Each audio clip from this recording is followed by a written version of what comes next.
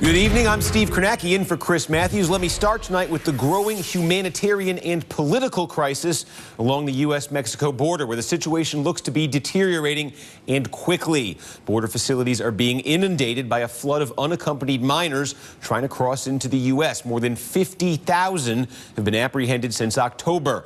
President Obama is openly pleading with undocumented immigrants not to send their children to the border. His message, even if they do make it, they will get sent back.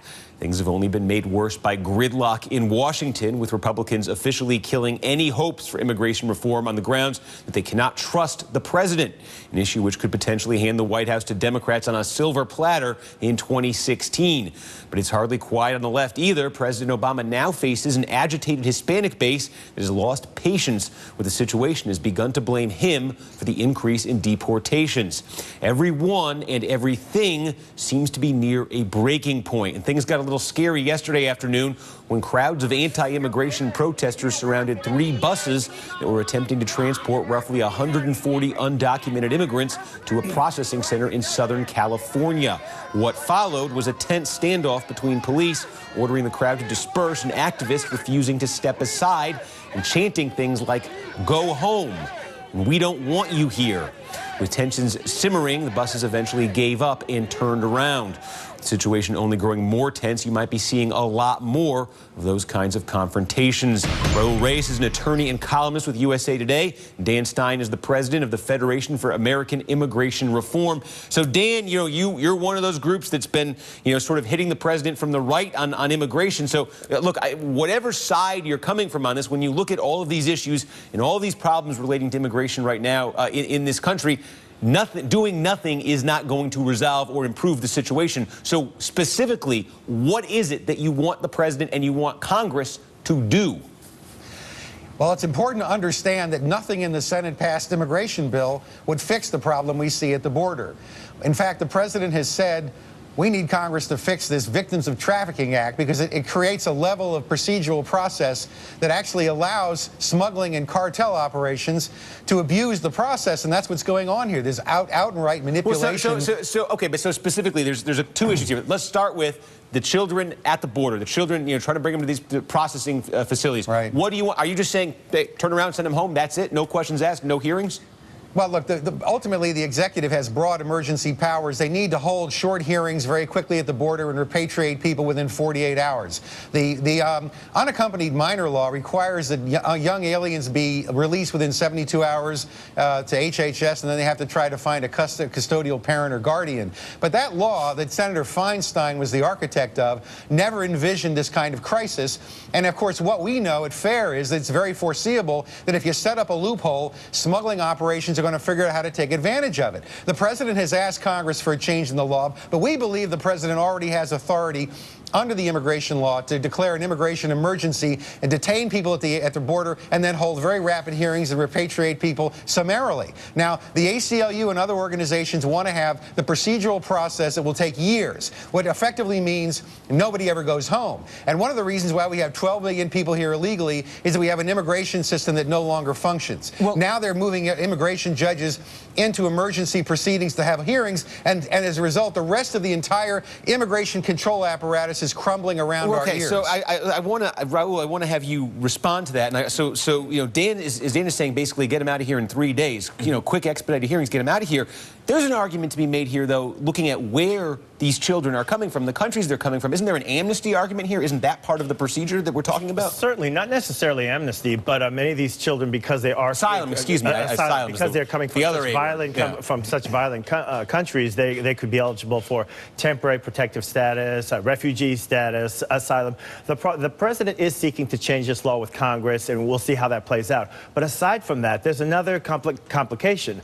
The U.S. has multiple international agreements with nations all over the world, specifically relating to children and asylum and refugees. So even if Congress did say and grant the president authority to send these children home, we couldn't do it without being in violation of international law. So Dan, what do you say to that, though? I mean, because the United States has existed for so long as this is a place, the people, fleeing trouble spots around the world, people fleeing life-threatening, a political upheaval or whatever around the world can come to the United States to save their lives, literally. Isn't there a case to be made here when you look at the conditions in some of these countries?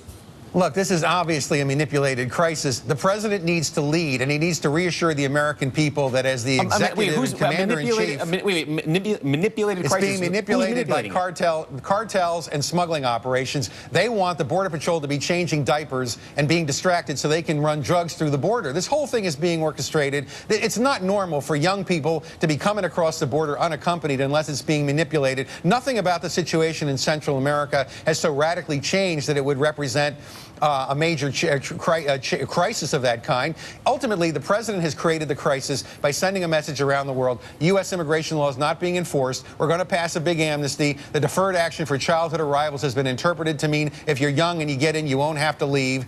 And then, of course, he's now talking about more unilateral executive action. You can't keep sending a message around the world that our immigration laws aren't going to be enforced and not expect people around the world to take advantage of it. I know Raul wants to respond to that. I want to hear what you want to say there, Raul. Well, a couple things. First of all, this whole narrative that it is true that the cartels are promoting a type of disinformation, misinformation campaign to facilitate these kids getting here. But the whole notion that because of that it's the fault of the Obama administration that this is happening is completely false. Now you have to remember, many of these young people, these are kids. These are kids who are 5, 6, 7, 8.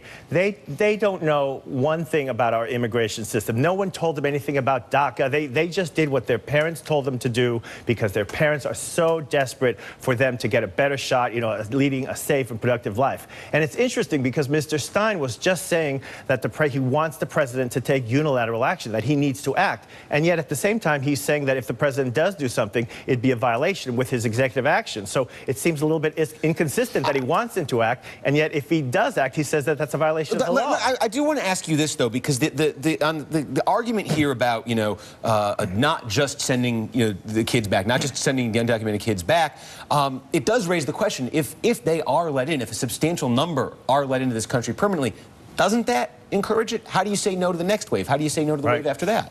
That's the challenge that our president has right now. I think, obviously it's an evolving situation. I think he is doing the right thing, going to Congress, trying to thread the needle between what he can do on his own and also working with these governments in Central America, because we have to attack that part of the problem as well. But what does not help this whole crisis is on the Republican side. They're really not doing anything other than finger-pointing, grandstanding, blaming for the president for the situation. Very little in the name of solutions. And to me, I have to say, when I see these images of the people yelling at the bus and screaming, "Go home," I think pretty much most reasonable people would agree with me.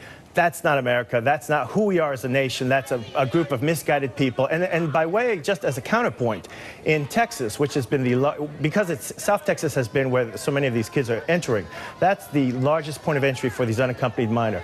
In Dallas, this has been reported in the Dallas Morning News, the city has been flooded with offers of, charitable offers, religious groups, clothing, people who want to help. And these are not necessarily there are people who are against reform, but look at the human side of this. These are children fleeing for their lives, and they want to help. The problem is Congress set up a specific law that now has an elaborate financial process for children who are judged abandoned. That means public education, health care, housing. This is clearly a sap to the taxpayer. How does this crisis help public education, going to help American people actually meet their domestic priorities? We cannot be the home of last resort for all the world's displeased and dispossessed. Well, the administration has to recognize it's time to stop playing politics with our immigration policy, this idea of polarizing the Hispanic electorate at the expense of our sovereignty and border control has got to stop. I want to broaden the conversation out here, too, because we are talking about the broader subject of immigration as well. The crisis on the border has forced President Obama to denounce the sudden influx of undocumented children, as we say, forcing him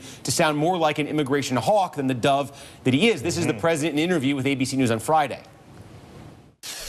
Once those kids come across the border, there's a system in which we're supposed to process them, take care of them, until we can send them back. So is your message don't come? Oh, our message absolutely is don't send your children unaccompanied on trains or through a bunch of smugglers. That is our direct message to the families in Central America. Do not send your children to the borders. If they do make it, they'll get sent back. More importantly, they may not make it. And on Monday, he doubled down on that message. The children who are fortunate enough to survive it will be taken care of while they go through the legal process, but in most cases, that process will lead to them being sent back home. I've sent a clear message to parents in these countries not to put their kids through this. And understand, by the way, for the most part, this is not a situation where these children are slipping through. They're being apprehended. Dan, the context for all of this is, the president has been saying, and he said it this week, that he intends, if Congress doesn't turn around and act on immigration reform this summer, he intends to act on immigration reform on his own through executive power to the extent that he thinks he has that power. What is your solution when we get beyond the question of these kids? What is your solution when you look at the immigration crisis in this country, when you look at the millions of people who are undocumented? What do you want done there? Keep in mind, Bill Clinton understood this, and past presidents have understood this. Nothing is more devastating politically to an administration than the appearance of loss of control of our national borders. Bill Clinton lost his only election, in his view, because of his mishandling of Cuban detainees at Fort Chaffee in Arkansas. George Bush understood this. You have to detain and interdict. You have to require aliens to apply from outside the country. The ACLU and others who helped organize... But Dan, we're running low on time. The reason I'm asking this question, the way I ask it is, the millions who are already here, that's at the heart of immigration reform. That's at the heart of what Congress has been refusing to do. What do you do with the millions who are... What do you do with them? Look, we're not going to achieve a political solution to immigration until we address the question of how do we control future flow and affect enforceable limits. The question of what to do with all these people here now depends ultimately on the reforms that are constructed. Do you have the answer to the question? Millions of people. Obviously, many people here illegally need to be deported or encouraged to go home. There are other people who might be allowed to stay under certain conditions, but in the end, you have to craft a legislative compromise that provides balance. Isn't that what immigration reform is, though? Isn't that what the Bible... No, that is not what was not addressing. What passed the Senate.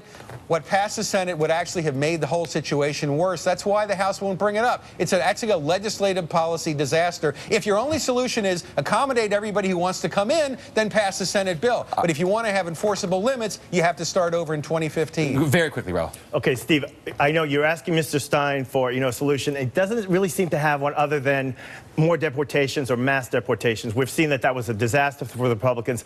Obviously, the solution is some type of comprehensive reform. Barring that, the president take executive action, which maybe it's not perfect, it's not permanent, but at least it's action. That's what the American people want. And just FYI, Mr. Stein represents a group that is really on the radical fringe that has been designated a hate group by the Southern Poverty Law Center. So that's where he's coming from. Well, Dan, I'll just give you a quick response to that, Dan.